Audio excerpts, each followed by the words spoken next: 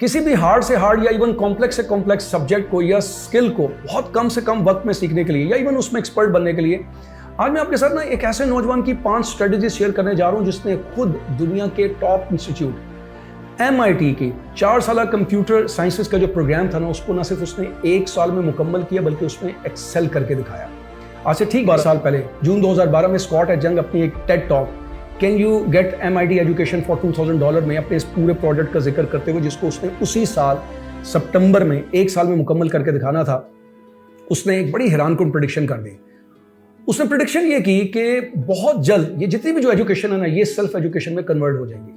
और उसने कहा कि दुनिया में अगर कोई भी इंसान किसी भी फील्ड में एक्सेल करना चाहता है, ग्रो करना चाहता है, तो उसको ये जो बड़े बड़े आइडियाज हैं, कॉम्प्लेक्स किस्म के जो कॉन्सेप्ट्स हैं या हार्ड स्किल्स हैं, सेल्फ एजुकेशन के जरिए सीखने पड़ेंगे। और ये चीज जो है आज हम इस पूरी दुनिया में होते हुए देख रहे हैं।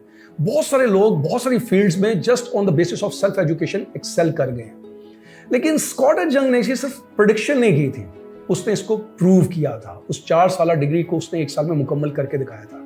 And on the basis of that उसका अपने प्रिंसिपल्स के ऊपर, अपनी स्ट्रेटजीज के ऊपर इतना स्ट्रॉन्ग यकीन बैठ गया कि उसने फिर इससे आगे एक और मुश्किल प्रोजेक्ट पकड़ लिया। उसने अपने दोस्त बैट के साथ मिलकर दुनिया की 4 difficult languages, Spanish, Portuguese, Mandarin, Chinese और कोरियन, उनको चारों लैंग्वेजेस को उसने 1 साल में सीखा। और फिर डेफिनेटली उसका और यकीन मजबूत हुआ अपने इन स्ट्रेटजीज के ऊपर, अपने इन प्रिंसिपल्स के ऊपर। उसने एक और मुश्किल प्रोजेक्ट पकड़ लिया, ड्राइंग पोर्ट्रेट का, जिसको उसने जस्ट 30 डेज के अंदर मुकम्मल करके दिखाया।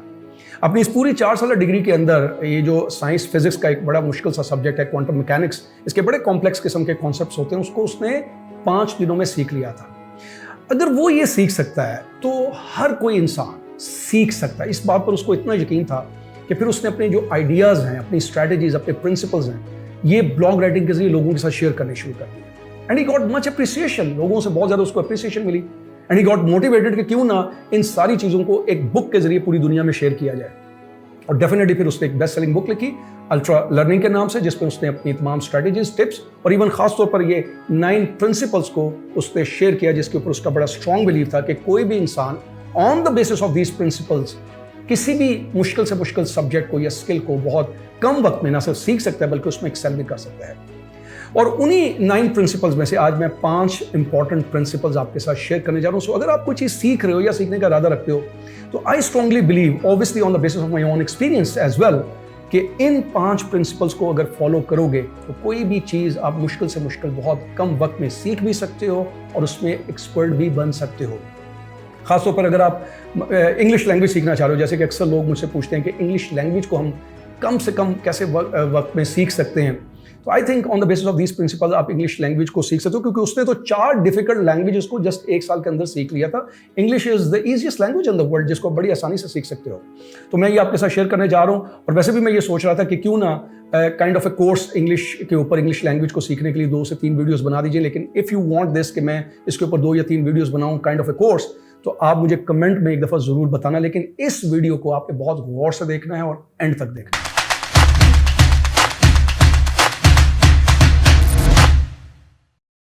स्कॉट ने ये जो इतने बड़े बड़े और मुश्किल किस्म के जो प्रोजेक्ट्स कम वक्त में मुकम्मल करने के लिए जो उसने स्ट्रेटजीज फॉलो की थी, वो तो मैं इस वीडियो में आपके साथ शेयर करने जा रहा हूं। लेकिन I would advise you one thing कि ये जो इसकी बुक है ना अल्ट्रा लर्निंग, इसको एक दफा खुद गौर से पढ़ लो।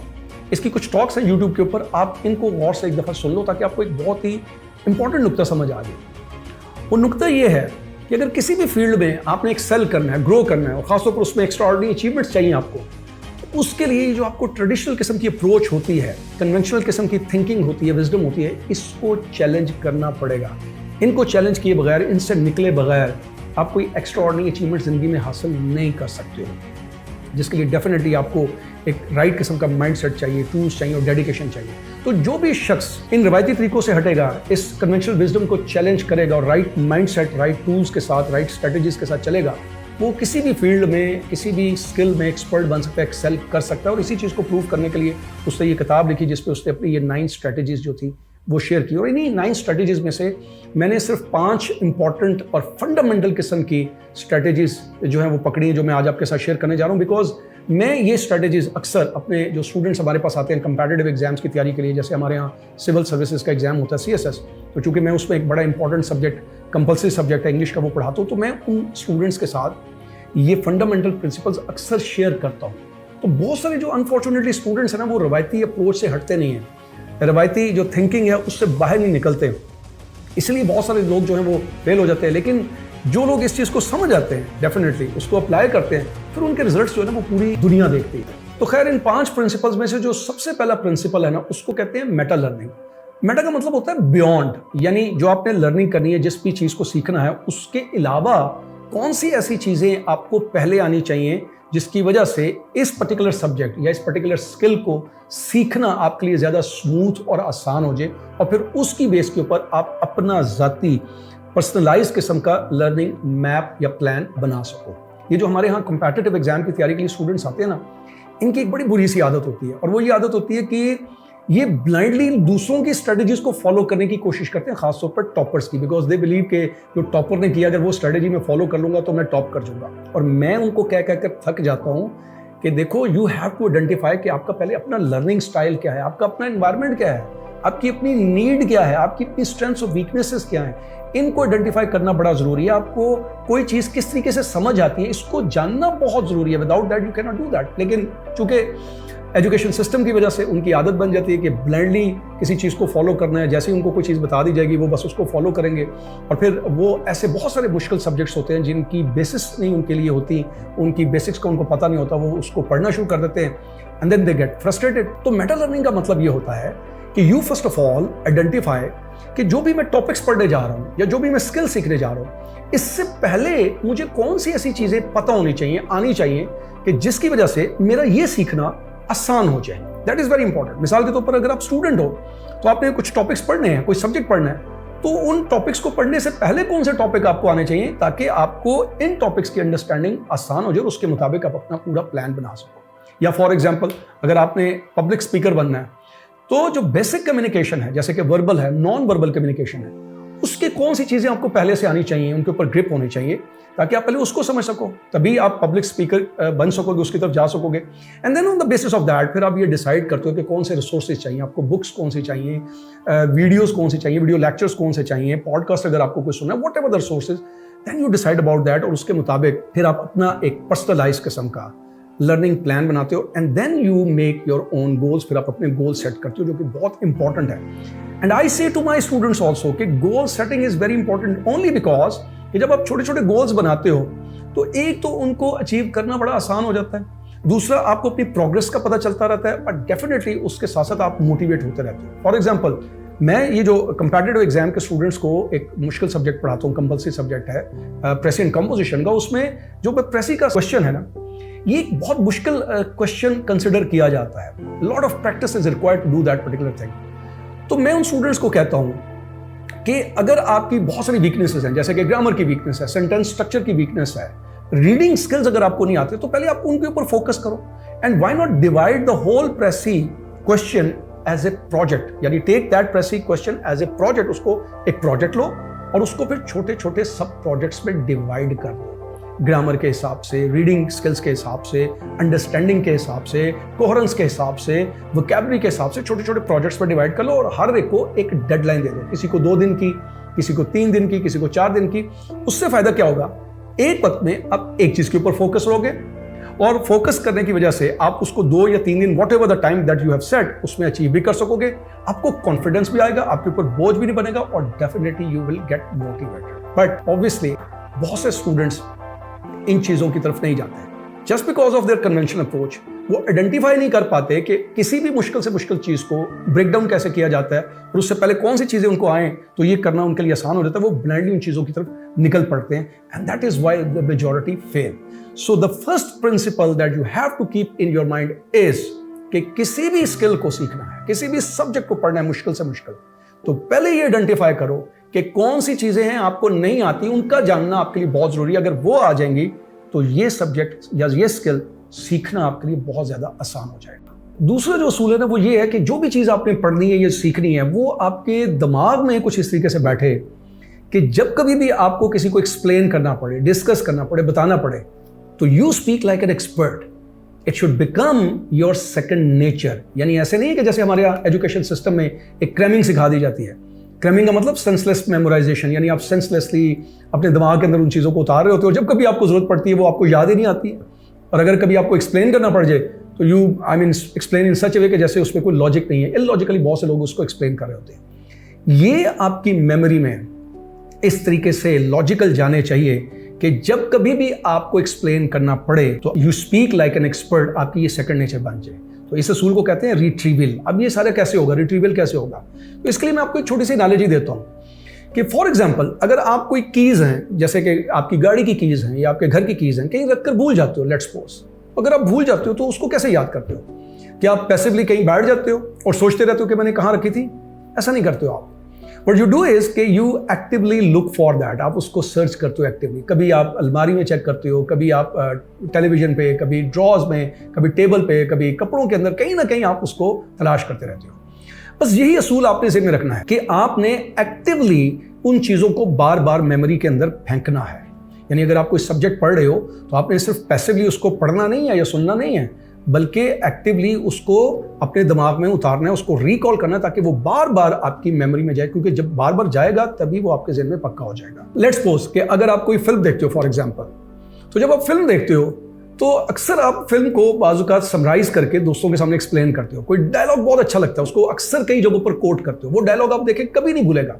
कोई फिल्म बहुत अच्छी लगी है तो उसको आकर फौरन किसी के सामने जब एक्सप्लेन करोगे ना, वो फिल्म आपको कभी नहीं भूलेगी। बिल्कुल इसी तरीके से स्कॉट ये कहता है कि आपको एक्टिव रिकॉल के जरिए, यानी मुख्तलिफ तरीकों से अपने ज़हन में उस चीज़ को बार बार डालना है। जैसे कि अगर कोई सब्जेक्ट पढ़ रहे हो, स्किल सीख रहे हो, तो क्विजिंग कर लो, सेल्फ क्विजिंग कर लो। किसी दोस्त से कहो कि क्विजिंग करे, वो आपसे पूछे, मुख्तलिफ चीज़ें पूछे और आपको बतानी पड़े। फ्लैश कार्ड्स को यूज़ कर लो, डिफरेंट मटेरियल्स को यूज़ करो, वीडियो लेक्चर्स को समराइज करके एक्सप्लेन करने की कोशिश करो, डिस्कशंस के अंदर उन पॉइंट्स को लाने की कोशिश करो।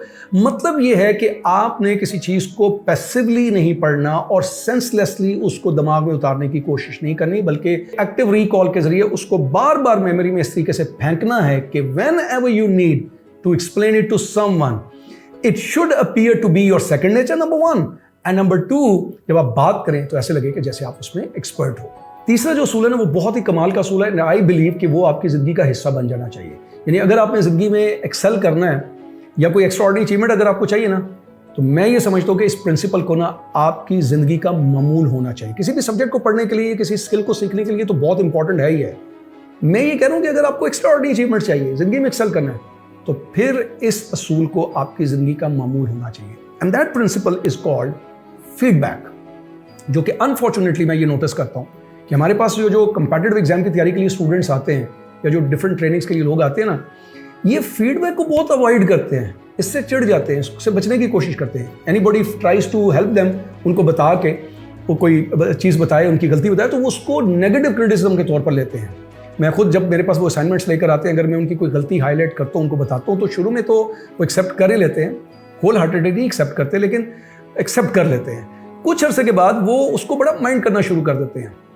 वो समझते हैं कि शायद इन गलतियों से मैं उनको डिसहार्ट करने की या डीमोटिवेट करने की कोशिश कर रहा हूँ। वो समझते ही नहीं है कि ये बेसिकली एक फीडबैक है, बिकॉज एजुकेशन सिस्टम और जो हमारा यूनिवर्सिटी सिस्टम है, उसने उनको ये सिखा दिया है कि गलती जो है ना, ये कोई बहुत बड़ा फेलियर है, और फेलियर भी ये परमानेंट किस्म का है, इससे वो हमेशा के लिए नाकाम हो जाएंगे। इसलिए वो उससे इंसल्ट फील करते हैं, और अगर उनको कोई गलती बता दे, बजाय इसके कि उसको वो फीडबैक लें कि उसको उनको समझ आए कि इससे कैसे इंप्रूव कर सकते हैं, आगे बढ़ सकते हैं, उसको अवॉइड करने की कोशिश करते हैं। लेकिन जब भी इनको कोई, अगर आप मोटिवेशनल स्पीच बताएं या कोई रेफरेंस दें किसी बड़े आदमी का, जैसे कि टॉमस एडिसन का, कि कैसे उसने 10,000 अटैम्प्ट्स की थी, फिर आखिर में वो बल्ब बना पाया था, 10,000 टाइम्स वो फेल हुआ था, बहुत इंप्रेस होंगे, खुशी से सुनेंगे। किसी बड़े आदमी जैसे माइकल जॉर्डन की अगर आप कोई बात बता दें कि वो कैसे नाकाम हुआ था, 9,000 शॉट्स उसने मिस किए थे और फिर वो उसने सीखा था, वो एक्सपर्ट बना था, तो ऐसी चीज़ों को तो बहुत गौर से और बड़े इंप्रेस होकर वो सीखेंगे। लेकिन वो ये नहीं समझते कि वो लोग जो थे, वो उन्होंने इस फेलियर को फेलियर क्यों नहीं लिया। द सिंपल रीज़न वॉज कि उन्होंने इस फेलियर को एज ए फीडबैक लिया, क्योंकि जब आप फीडबैक लेते हो तभी तो आपको पता चलता है ना कि आप कहाँ पर वीक हो और क्यों वीक हो और उसको कैसे ठीक किया जा सकता है। तो स्कॉट ये कहता है कि अगर आपने कोई चीज़ सीखनी है और जल्दी सीखनी है और उसमें एक्सपर्ट बनना है, तो एक तो आपको फीडबैक चाहिए, और दूसरा वो इमीडिएटली चाहिए, और तीसरा वो बार बार वो फीडबैक आपको चाहिए। सो जब उसने वो लैंग्वेज सीखने के लिए गया था, जो लैंग्वेजेस सीख रहा था, तो वो नेटिव स्पीकर्स के साथ बात करके उनको कहता था मुझे जल्दी से बताओ कि मेरी कोई गलती क्या है, मैं प्रोनाउंसिएशन में कहाँ गलत हूँ, मैं स्ट्रक्चर में कहाँ गलत हूँ, ताकि मुझे पता चले, मैं उनको इंप्रूव करूँ। और इसी वजह से उसको चूंकि जल्दी जल्दी पता चलता था कि वो कहाँ पर गलत है और क्यों गलत है, तो उसको ठीक करता था, उसने इंप्रूव किया।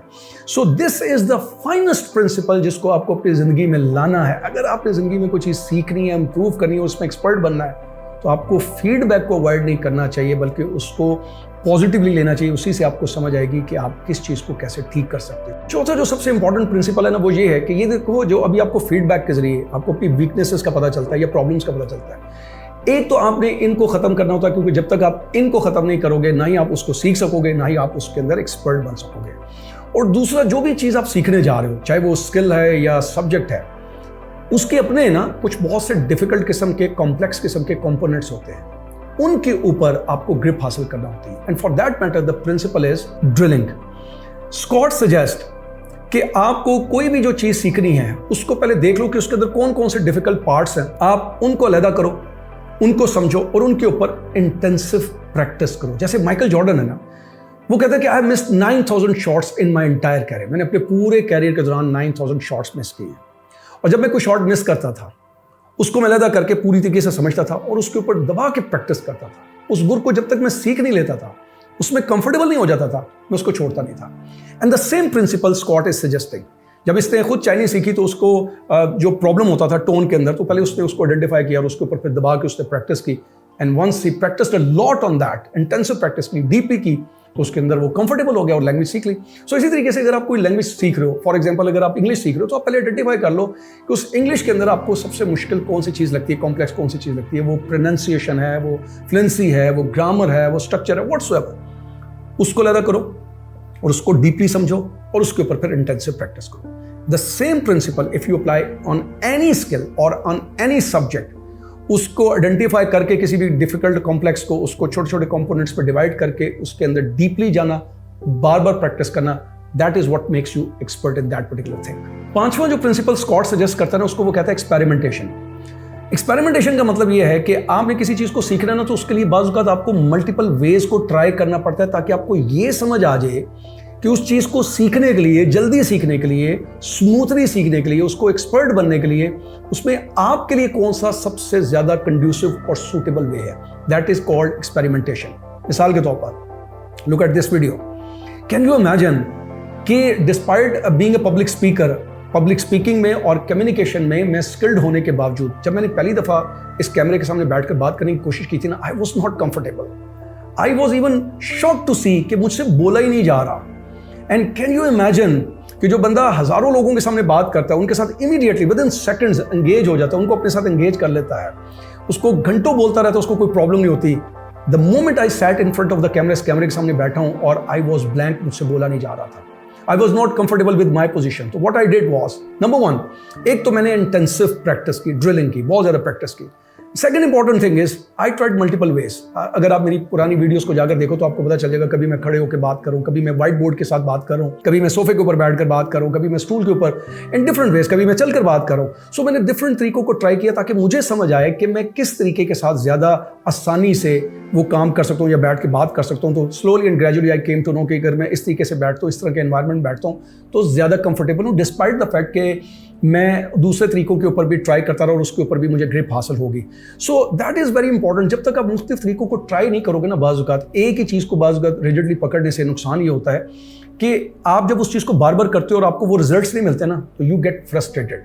सो it is very important, there is no harm in that कि आप कुछ तरीकों को ट्राई करते रहो। मिसाल के तौर पर मुझे याद है कि जब बचपन में मैंने इंग्लिश सीखी थी, और मेरे ख्याल है मैंने एक दो वीडियोस में जिक्र भी किया कि आई वॉज चाइल्ड, और हम लोग गवर्नमेंट स्कूल में पढ़ते थे और गवर्नमेंट स्कूल में 6th क्लास से इंग्लिश शुरू होती है। और मेरी चूँकि फैमिली के अंदर आर्मी के अंदर ऑफिसर्स थे, सिविल सर्विसेज में थे लोग, तो मुझे एक बड़ा शौक था कि मैं उनकी तरह इंग्लिश सीखूँ और बोलूँ। तो एक तो होता है ना रिजिड तरीका कि वो जी आप किताब से पढ़ोगे, ग्रामर सीखोगे, उसके बाद लिखने की प्रैक्टिस करोगे। I didn't do that only, I did many things. मतलब मैं शीशे के सामने खड़े होकर बात करता था, इमेजिनेशन को मैं बहुत ज़्यादा यूज़ करता था, यानी विजुलाइज करता था, इमेजिन करता था कि मैं किसी नेटिव स्पीकर के साथ बात कर रहा हूँ, इस तरीके से मैं प्रैक्टिस किया करता था, दोस्तों के साथ प्रैक्टिस किया करता था, कभी कोई स्टोरी को रिक्रिएट करके लिखता था। आई डिड डिफरेंट वेज, और मैंने देखा कि मुझे कौन सा ज़्यादा तरीका सूट करता है। एंड द मोस्ट इंपॉर्टेंट और most suitable way for me at that time was imagination. मैंने अपने इमेजिनेशन का बहुत इस्तेमाल किया। इमेजिनेशन में मैं इतनी प्रैक्टिस करता था कि न सिर्फ मैंने इंग्लिश सीखी, मेरा जो एक्सेंट है या जो प्रोनाउंसिएशन है वो काफ़ी हद तक फ्लुएंट किस्म के लोग होते हैं या नेटिव लोग होते हैं उनकी तरह बन गया। So that is why it is very important कि आप मुख्तलिफ तरीकों को ट्राई करो, एक्सपेरिमेंट करो, ताकि आपको पता चल सके कि आपको जो स्किल्स जो सीखना है, जो सब्जेक्ट सीखना है, वो किस तरीके से आपको आएगा। सो अगर आप कोई भी चीज़ आप सीख रहे हो या सीखने जा रहे हो तो इन 5 असूलों को you must make the part of your life. सबसे पहले मेटा लर्निंग का मतलब कि आपको ये पता हो कि जो चीज़ सीखने जा रहे हो उसको सीखने को आसान बनाने के लिए आपको और कौन सी चीज़ें सीखनी। नंबर 2, ज़हन में पक्का उतारने के लिए, ताकि it becomes your second nature, retrieval. और नंबर 3, फीडबैक लेना, दैट इज वेरी इंपॉर्टेंट। इससे कभी मत घबराओ, ask for the feedback, immediate feedback, और बार बार फीडबैक मांगो ताकि आपको पता चले कि आप कहाँ पे इंप्रूव कर रहे हो और कौन सी आपकी वीकनेसेस हैं।